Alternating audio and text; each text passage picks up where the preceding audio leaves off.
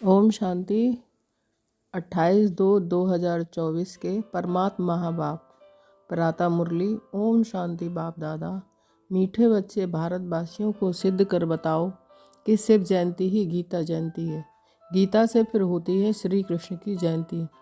प्रश्न है, किसी भी धर्म की स्थापना का मुख्य आधार क्या है? धर्म स्थापक कौन सा कार्य नहीं करते जो बाप करते हैं? उत्तर, किसी भी धर्म की स्थापना के लिए पवित्रता का बल चाहिए। सभी धर्म पवित्रता के बल से स्थापन हुए हैं, लेकिन कोई भी धर्म स्थापक किसी को पावन नहीं बनाते, क्योंकि जब धर्म स्थापन होते हैं तब माया का राज है। सबको पतित बनना ही है, पतितों को पावन बनना है। ये बाप का ही काम है। वही पावन बनने की श्रीमत देते हैं। गीत बजाए इस पाप की दुनिया से दूर कहीं ले चलो। ओम शांति। अब बच्चों ने समझ लिया है कि पाप की दुनिया किसको और पुण्य की दुनिया किसको अथवा पावन दुनिया किसको कहा जाता है। वास्तव में पाप की दुनिया ये भारत ही है, और भारत ही पुण्य की दुनिया स्वर्ग बनता है।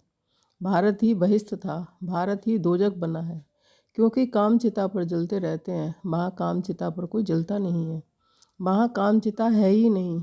ऐसे भी नहीं कहेंगे कि सतयुग में काम चिता है। ये समझने की बातें हैं ना। पहले पहले प्रश्न उठता है कि भारत जो पतित दुखी है, सो वही भारत पावन सुखी था जरूर। कहते भी हैं आदि सनातन हिंदू धर्म था। अब आदि सनातन किसको कहा जाता है? आदि माना क्या और सनातन माना क्या? आदि माना सतयुग, तो सतयुग में कौन थे? ये तो सबको मालूम है कि लक्ष्मी नारायण थे। जरूर वे भी उनकी संतान होंगे, जो फिर सतयुग के मालिक बने। सतयुग स्थापन करने वाला था परमपिता परमात्मा, उनकी संतान थे। परंतु इस समय अपने को उनकी संतान नहीं समझते। अगर संतान समझते तो बाप को जानते। बाप को तो जानते ही नहीं। अब हिंदू धर्म तो गीता में है नहीं। गीता में तो भारत नाम पड़ा है, वह कहलाते हैं हिंदू महासभा। अब श्रीमद् भगवत गीता है, सर्वशास्त्रमयी शिरोमणि गीता। जयंती भी मनाई जाती है, शिव जयंती भी मनाई जाती है। अब शिव जयंती कब हुई ये भी मालूम होना चाहिए। फिर है श्री कृष्ण जयंती।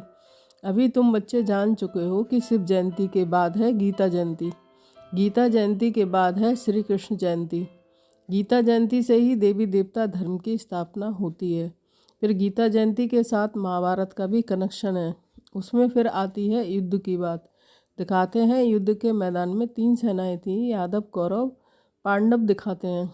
यादव मूसल निकालते हैं, वहाँ शराब पिया और मूसल निकाले। तुम जानते हो अभी बरोबर मूसल भी निकल रहे हैं। वह भी अपने कुल का विनाश करने एक दूसरे को धमकी दे रहे हैं कि सब क्रिश्चियन लोग हैं, वही यूरोपवासी यादव ठहरे तो एक हैं उन्हों की सभा। उनका विनाश हुआ, आपस में लड़ मरे। उसमें सारा यूरोप आ गया। उसमें इस्लामी बौद्धी क्रिश्चियन सब आ जाते हैं। यहाँ फिर है कौरव और पांडव। कौरव भी विनाश को प्राप्त हुए और विजय पांडवों की हुई।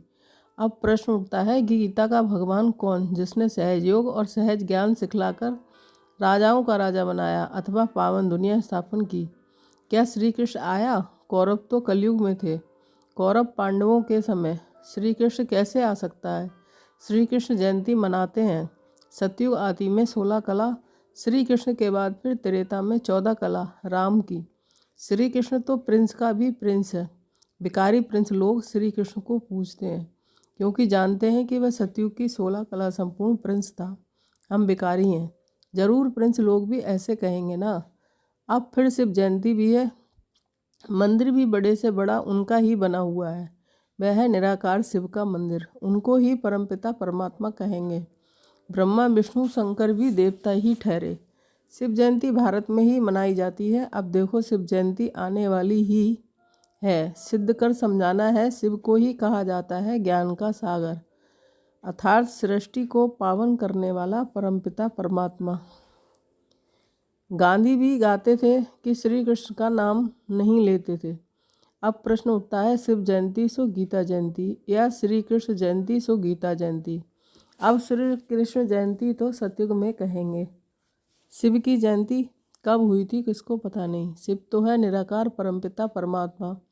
उसने सृष्टि रची संगम पर। सतयुग में था श्री कृष्ण का राज, तो जरूर पहले शिव जयंती होगी। बच्चे जो ब्राह्मण कुलभूषण सर्विस में तत्पर रहते हैं, उनको ये बातें बुद्धि में लानी है कि भारतवासियों को कैसे सिद्ध कर बताएं कि शिव जयंती सो गीता जयंती, फिर गीता से होती है श्री कृष्ण की जयंती अथवा राजाओं के राजा की जयंती। श्री कृष्ण है पावन दुनिया का राजा, वहाँ तो है ही राजा ही। वहाँ श्री कृष्ण ने जन्म लेकर गीता तो गाई नहीं, और सतयुग में महाभारत लड़ाई आदि तो हो नहीं सकती।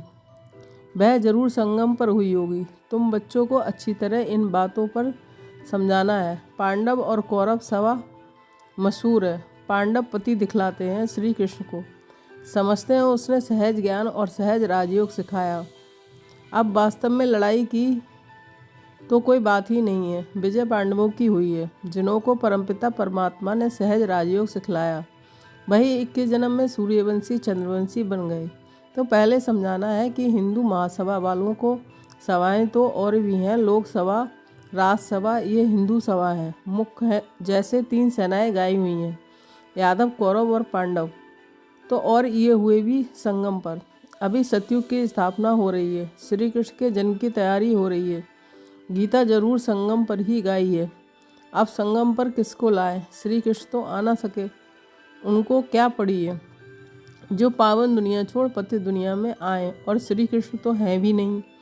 तुम जानते हो अब वह 84वें जन्म में है। कई लोग फिर समझते हैं कि श्री कृष्ण हाजरा हजूर है, सर्वव्यापी है। श्री कृष्ण के भक्त कहेंगे कि ये सब कृष्ण ही कृष्ण है, श्री कृष्ण ने ये सब रूप धरे हैं।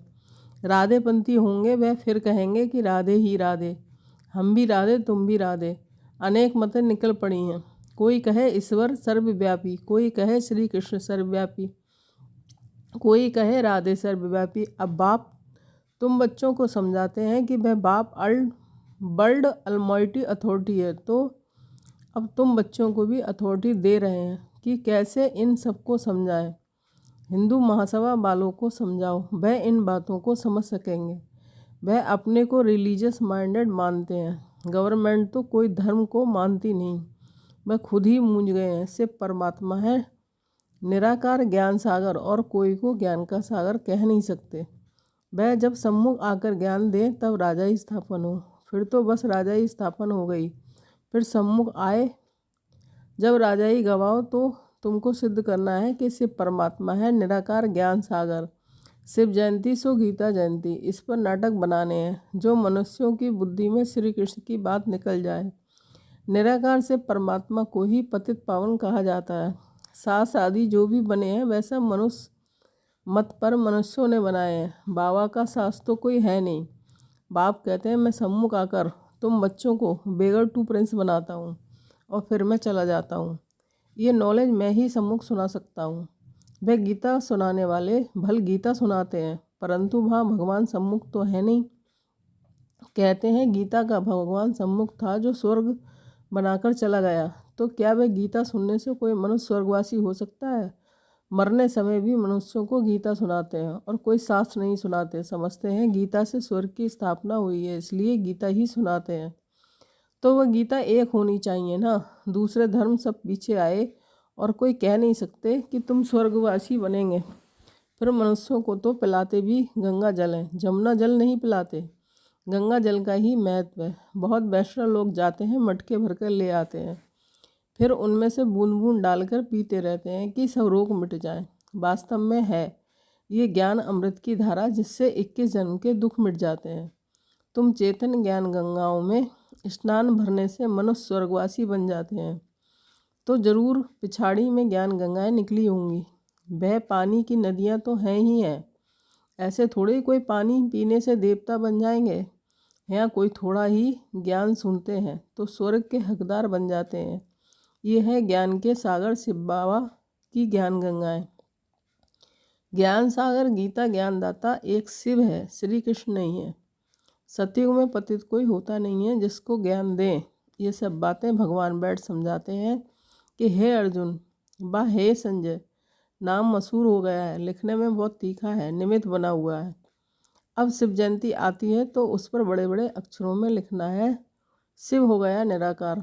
उनको ज्ञान सागर ब्लिसफुल कहा जाता है। श्री कृष्ण को नॉलेजफुल ब्लिसफुल नहीं कहेंगे। शिव परमात्मा ही नॉलेज देते हैं, रहम करते हैं। नॉलेज ही रहम है। मास्टर रहम कर पढ़ाते हैं तो बैरिस्टर इंजीनियर आदि बन जाते हैं। सतयुग में बिल्स की दरकार नहीं है। तो पहले पहले सिद्ध करना है कि निराकार ज्ञान सागर शिव जयंती सो गीता जयंती व सतयुगी साकार श्री कृष्ण जयंती सो गीता जयंती। यह है तुम बच्चों को सिद्ध करना। तुम जानते हो कि जो भी पैगंबर आदि आते हैं वह पावन नहीं बनाते। द्वापर से माया का राज होने से सब पतित हो जाते हैं। फिर सब तंग होते हैं तो चाहते हैं कि हम जाएं और धर्म स्थापन करते हैं। फिर वृद्धि को पाते हैं, पवित्रता के बल से धर्म स्थापन करते हैं। फिर आप पवित्र बनना ही है। मुख्य है 4 धर्म, इनमें ही वृद्धि होती है, टाल टालियाँ निकलती हैं। शिव जयंती गीता जयंती सिद्ध होने से और सब शास्त्र उड़ जाएंगे, क्योंकि वह है मनुष्यों के ही बनाए हुए। वास्तव में भारत का शास्त्र एक ही गीता है। मोस्ट बिलीवेड बाप कितना सहज कर समझाते हैं।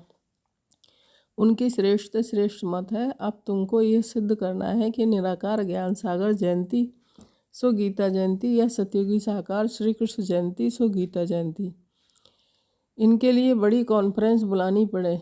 ये बात सिद्ध हो जाए तो फिर सब पंडित तुमसे आकर ये लक्ष्य लेंगे कि शिव जयंती पर कुछ तो करना है ना। हिंदू महासभा वालों का समझाओ, उनकी बड़ी संस्था है, सतयुग में है, आदि सनातन देवी देवता धर्म। बाकी सभा आदि कोई नहीं है, सभाएं हैं संगम पर। पहले पहले तो सिद्ध करना है कि वास्तव में आदि सनातन सभा है। ये ब्राह्मणों की, पांडवों ने ही विजय पाई जो फिर स्वर्गवासी हुए। अब तो कोई आदि सनातन देवी देवताओं की सभा कह ना सके। देवताओं की सभा नहीं कहेंगे, यह है सावरंटी। कल्प के संगम पर ये सभाएं थीं। इनमें एक थी पांडव सभा, जिसको आदि सनातन ब्राह्मणों की सभा कहेंगे। ये कोई नहीं जानते श्री कृष्ण के नाम से ब्राह्मण है, नहीं। ब्राह्मणों की चोटी ब्रह्मा के नाम से है। ब्रह्मा के नाम से तुम ब्राह्मण सभा कहेंगे। ये बातें समझ जाने वाले भी बुद्धिमान चाहिए।